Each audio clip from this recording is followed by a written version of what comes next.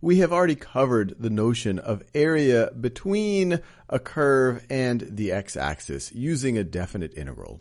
We are now going to then extend this to think about the area between curves. So let's say we care about the region from x equals a to x equals b between y equals f of x and y is equal to g of x. So that would be this area right over here. So based on what you already know about definite integrals, how would you actually try to calculate this?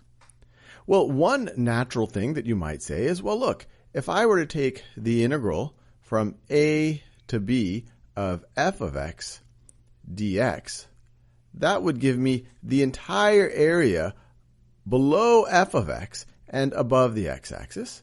And then if I were to subtract from that, this area right over here, which is equal to, that's the definite integral from a to b of g of x dx, well, then I would net out with the original area that I cared about. I would net out with this area right over here.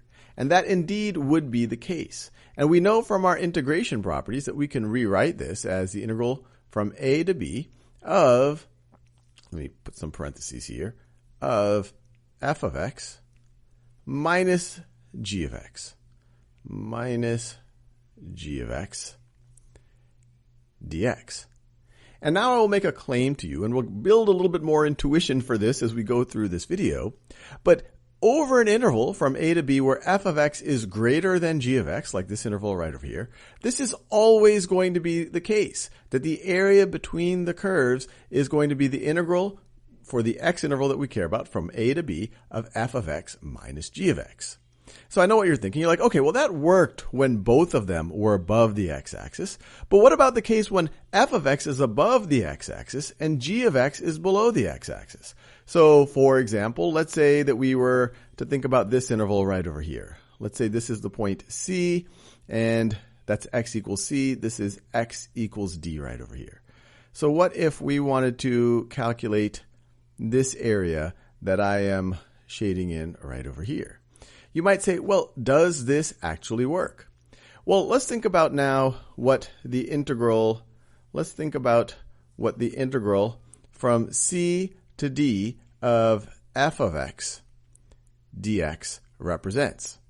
Well, that would represent this area right over here. And what would the integral from c to d of g of x dx represent? Well, you might say it is this area right over here, but remember, over this interval, g of x is below the x-axis, so this would give you a negative value. But if you wanted this total area, what you could do is take this blue area, which is positive, and then subtract this negative area, and so then you would get the entire positive area. Well, this just amounted to, this is equivalent to the integral from c to d of f of x minus g of x again, minus g of x. Let me make it clear. We've got parentheses there, and then we have our dx.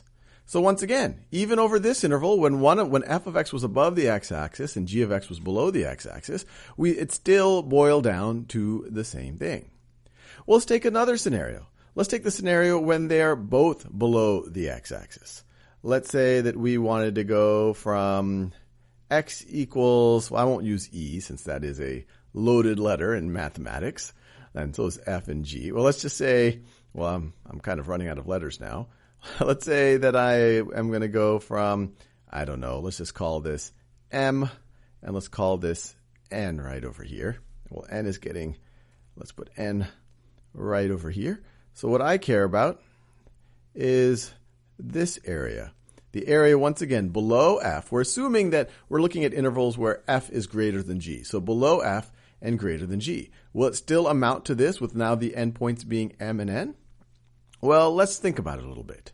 If we were to evaluate that integral from m to n of, I'll just put my dx here, of f of x minus g of x, we already know from our integral properties, this is going to be equal to the integral from m to n of f of x dx minus the integral from m to n of g of x dx. Now let's think about what each of these represent. So this yellow integral right over here, that would give this the negative of this area. So that would give a negative value here. But the magnitude of it, the absolute value of it, would be this area right over there. Now what would just the integral, not even thinking about the negative sign here, what would the integral of this g of x, of this blue integral give? Well, that would give this the negative of this entire area.